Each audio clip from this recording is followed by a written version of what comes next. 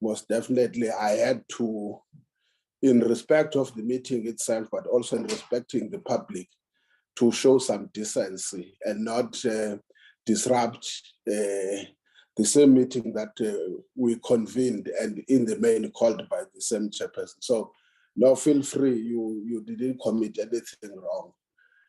I can request any member, if I'm unable to participate or my participation in the meeting will be a problem. Two, Chris, when you work,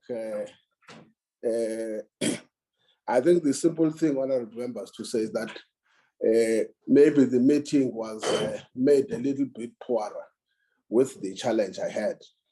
I would have thought, Chris, in my absence, you will just say that there has been an engagement between the leadership of Makua and the leadership of the committee.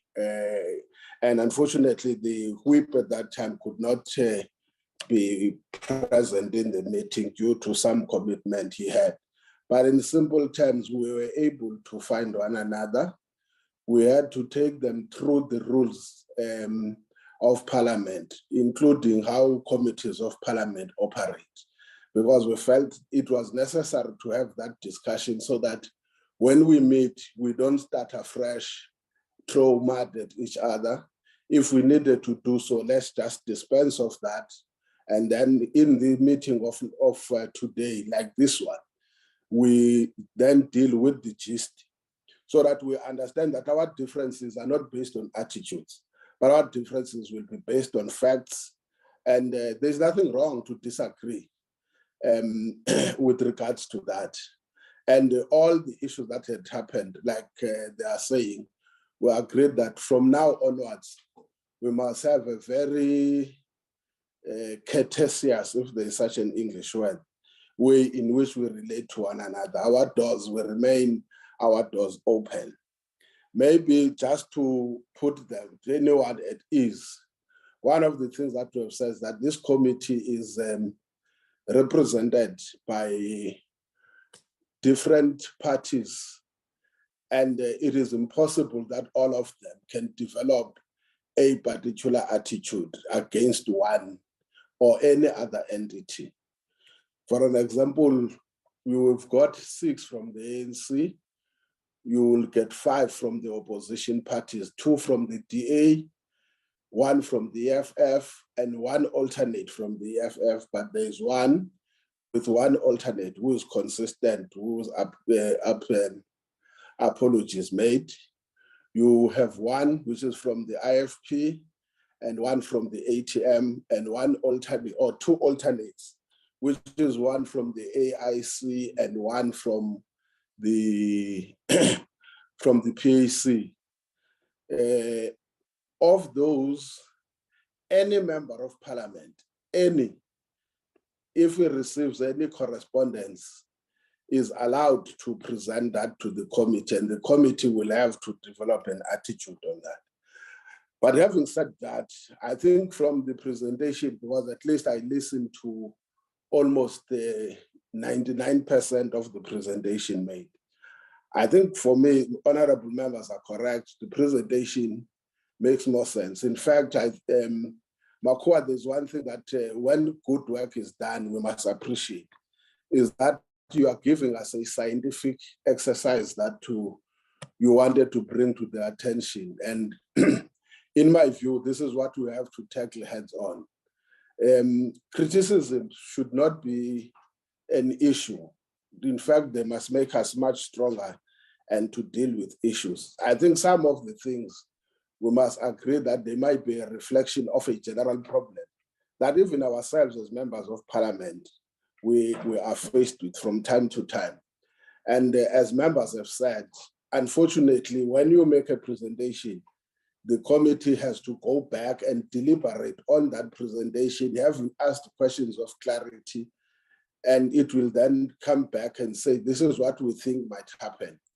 But what I think for me, the committee will have to take into consideration is that your research talks to specific, not general, to specific areas or companies that you have conducted your work. And therefore, it makes it much more easier for the committee to make an accountability exercise. I'm not sure in what form it will take, but surely somebody must answer on those issues. And if it means you need responses, I'm sure the committee will decide that. If it requires that you must come back again, defend your findings against those that you have made the findings on, including the department, it will decide, the committee at that point, whether to do such.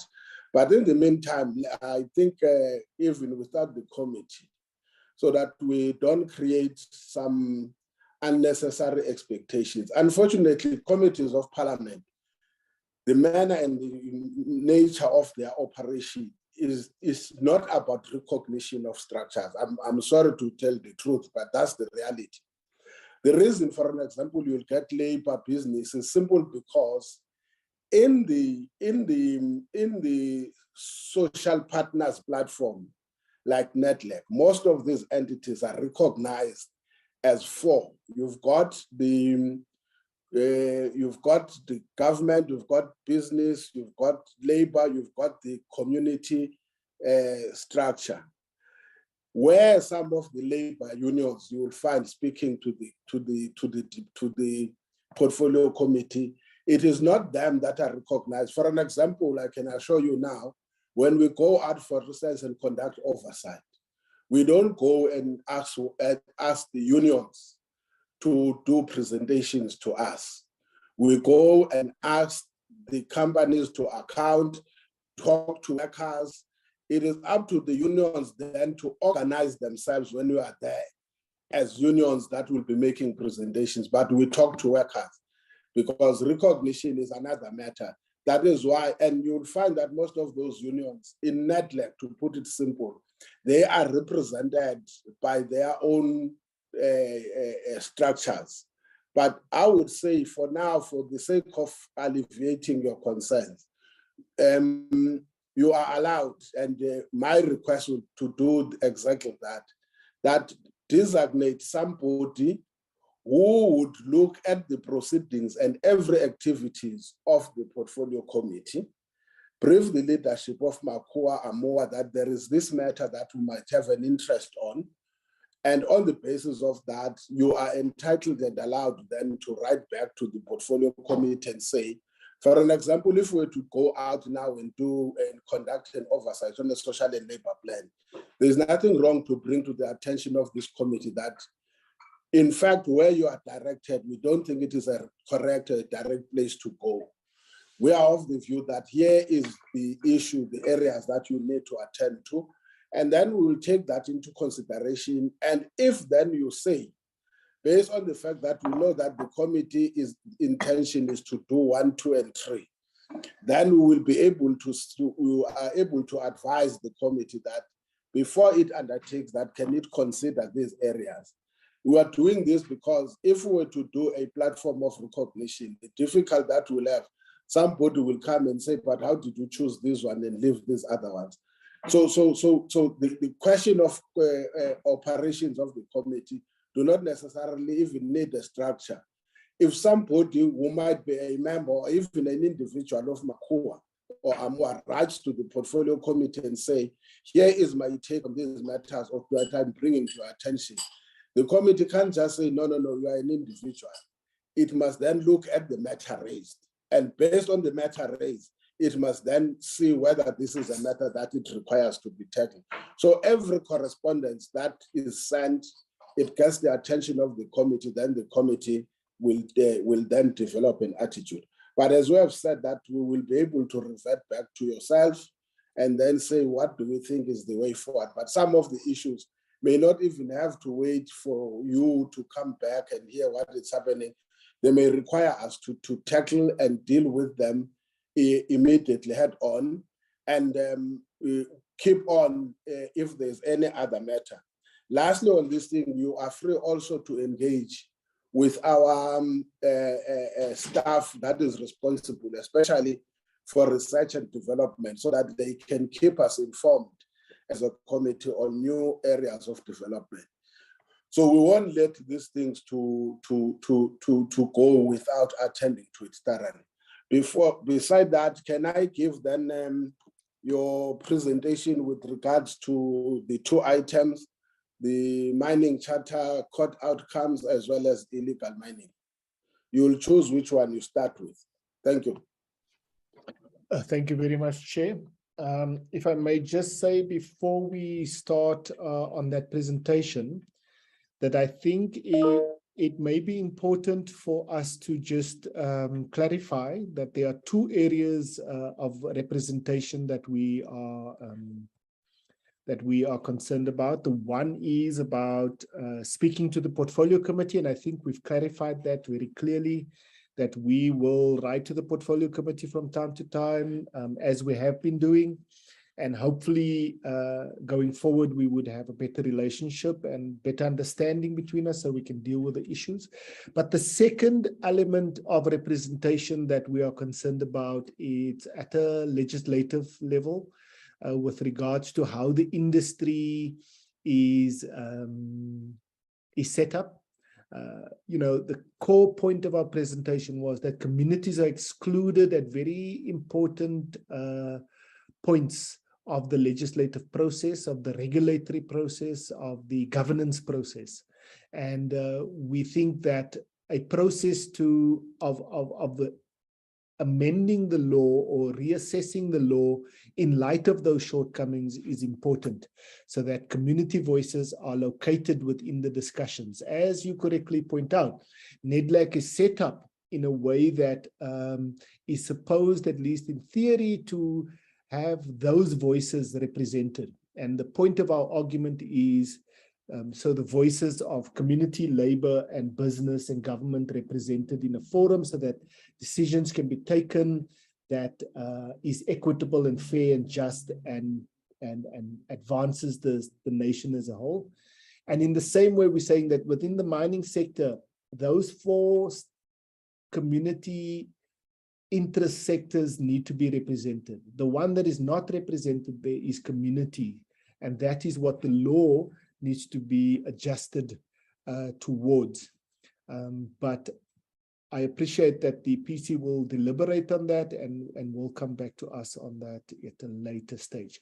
So our presentation on the mining charter is a lot less, there's a lot less going on. Because we've dealt with most of the issues. I'm just trying to find the presentation. If you'll just bear with me, please. There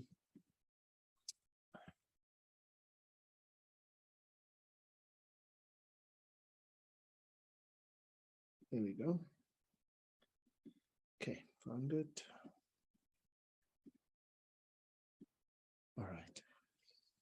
So,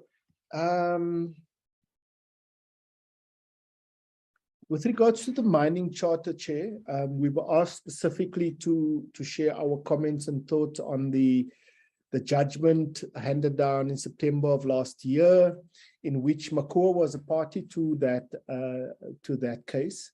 We joined the case after the minister had argued in court that all the parties that were necessary to deliberate on the mining charter were not present.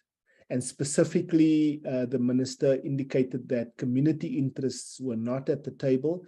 And so the minister then asked the court to enjoin those parties. We were then enjoined to the court case as interested and affected parties. And we made submissions on that. And we were deeply disappointed with the outcome, even though it wasn't completely unexpected. So where do we stand with regards to the mining charter?